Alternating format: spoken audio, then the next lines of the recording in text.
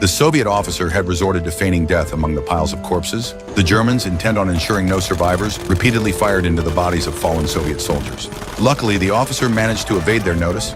Once the German forces withdrew, he cautiously crawled out from the heap of corpses.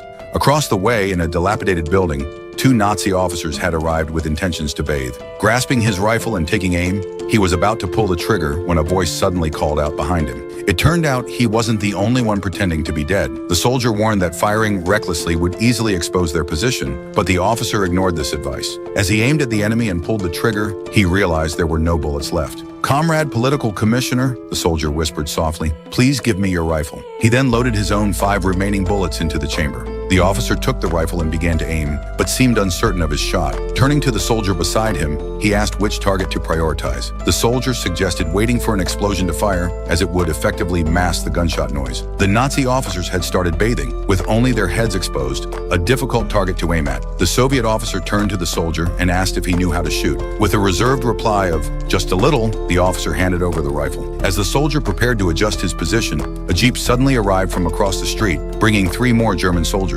The pressure mounted on the soldier, as he had only 5 bullets. He needed every shot to count if they were to succeed. First, he observed the enemy's positions and waited for an aerial supply drop. Taking advantage of the moment, he aimed at the bald-headed officer and fired, taking him down with a single shot. The next officer noticed the body, but hadn't fully registered what was happening when another bullet hit him square in the forehead. The infantryman quickly dropped to the ground on alert, then a third shot claimed another life. As the infantryman reached for a grenade, he met his end before even removing the pin. The last remaining German officer tried to flee. The soldier stood up and took aim. Despite the moving target, he fired with precision, hitting the enemy in the forehead. All 5 bullets found their marks, each one a headshot. The officer standing beside him watched in disbelief.